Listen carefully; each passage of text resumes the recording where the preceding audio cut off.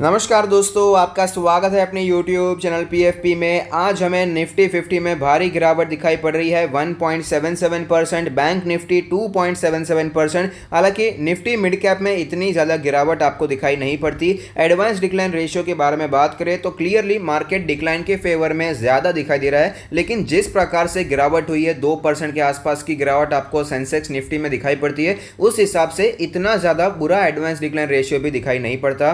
Commodity के बारे में बात करें तो क्रूड ऑयल में तकरीबन 2% की गिरावट है। नेचुरल गैस, गोल्ड और सिल्वर हमें पॉजिटिव में ट्रेड करते हुए नजर आते हैं। निफ्टी के डेली चार्ट पर क्लियरली पता चलता है गैप डाउन ओपनिंग होने के बाद निफ्टी ने कोशिश की ऊपर जाने की, लेकिन वहां पर टिक नहीं पाया और फिर से हमें वीकनेस कंटिन्यू रहती हुई नजर आई और लास्ट में तो 2 घंटों में भारी गिरावट हमें दिखाई पड़ी है और नीचे के लेवल से कोई बड़ा प्राइस रिजेक्शन भी हमें दिखाई नहीं पड़ता। डेली कैंडल पर क्लियरली पता चलता है गैप डाउन ओपनिंग होने के बाद मार्केट ऊपर गई लेकिन टिक नहीं पाई, फिर से गिरावट आई और नीचे के लेवल पर ही क्लोज हुई है। नीचे के लेवल से कोई भी इंपॉर्टेंट सपोर्ट दिखाई नहीं पड़ा, कोई प्राइस रिजेक्शन आज हमें दिखाई नहीं पड़ता है। जैसे कि हमने पहले भी चर्चा किया था, ये बहुत ही इंपॉर्टेंट जोन है। 14,800 से करके 15,000 का जोन बहुत ही इंपॉर्टेंट रेजिस्टेंस है, इसे तोड़ पाना इतना ज़्यादा इजी नहीं होगा और मार्केट फिर से नीचे आता हुआ नजर आता है। 20 डेज का और 50 डेज का मूविंग एवरेज जो कि पहले एज ए रेजिस्टेंस हमें दिखाई पड़ा था, ये रेजिस्टेंस हमें पिछले 2-3 दिनों में टूटता हुआ नजर आया और वापस निफ्टी उसी लेवल पर आ चुका है। तो ये लेवल एक बहुत ही इंपॉर्टेंट सपोर्ट है। सपोर्ट में 14,500 से करके 14,600 का जो जोन है बहुत ही इंपॉर्टेंट जोन है, बहुत ही इंपॉर्टेंट सपोर्ट दिखाई पड़ेगा। अगर ये सपोर्ट टूट जाता है तो वापस निफ्टी उसी रेंज में आ जाएगा जिस रेंज में कितने समय से निफ्टी ट्रेड करता हुआ नजर आता है, वो है 14,200 से करके 14,500 का जोन। तो ये लेवल बहुत ही इंपॉर्टेंट है। अगर ये लेवल टूटता है तो वापस निफ्टी यहीं पर ट्रेड करता हुआ नजर आ सकता है। RSI के बारे में बात करें तो RSI में भी वीकनेस बनती हुई नजर आती है। 49.32 का RSI दिखाई पड़ता है। मैरिको के रिजल्ट्स आए हैं। क्वार्टर 4 के जो प्रॉफिट है बढ़ते हुए नजर आते हैं। 14% की बढ़ोतरी है। रेवेन्यू भी 34% बढ़ चुका है। डोमेस्टिक वॉल्यूम ग्रोथ भी काफ़ी अच्छी है, 25% की है। तो ओवरऑल नंबर्स मैरिको के काफ़ी अच्छे दिखाई दे रहे हैं। येस बैंक के भी रिजल्ट्स आए हैं और यहाँ पर लॉस देखने को मिला है। जितना एक्सपेक्ट किया गया था उससे भी ज़्यादा लॉस है, 3,788 करोड़ का। फिलहाल जो सेकेंड लॉकडाउन है उसके कारण एक प्रेशर बना हुआ है। तो आज भी आप देख पाएंगे जो निफ्टी में गिरावट हुई है उसके पीछे मेन रीजंस हैं फाइनेंशियल स्टॉक्स।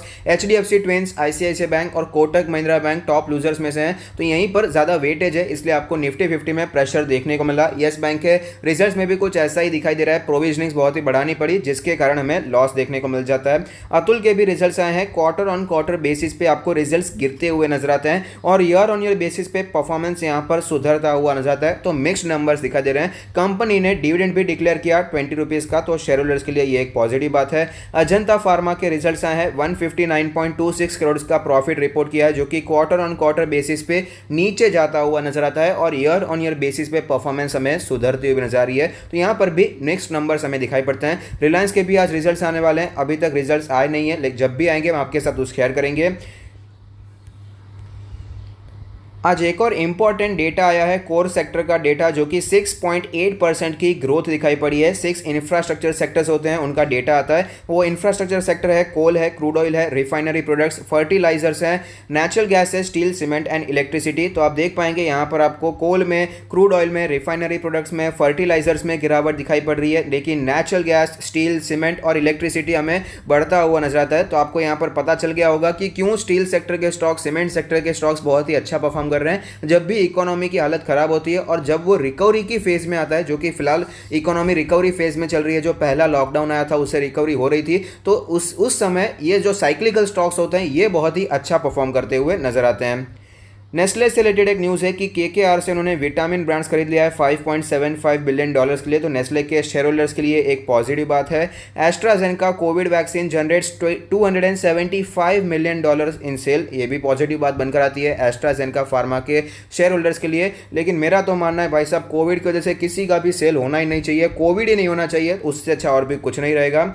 विप्रो के लिए एक पॉजिटिव बात आ रही है। Wipro raises Q1 revenue growth guidance to 8 to 10% post capital को एक्विजिशन। मुझे अभी भी याद है 2 साल पहले की बात करते हैं तो विप्रो बहुत ही अंडर परफॉर्म करता था। जो टीसीएस है, इन्फोसिस है, एचसीएल टेक्नोलॉजीज, ये सब ज़्यादा अच्छा परफॉर्म करते थे और विप्रो में आपको गिरावट दिखाई पड़ती थी। लेकिन कोविड के बाद सिचुएशन इतनी तेज़ी से चेंज हो गई है कि विप्रो बहुत ही शानदार परफॉर्म करता हुआ नजर आता है। तो बहुत ही अच्छी बात है विप्रो के शेयर होल्डर्स के लिए। तो अगर आपको ये वीडियो पसंद आता है तो लाइक कीजिए, शेयर कीजिए, कमेंट कीजिए, सब्सक्राइब कीजिए, मुझे मोटिवेट कीजिए। Thank you, stay happy, happy investing.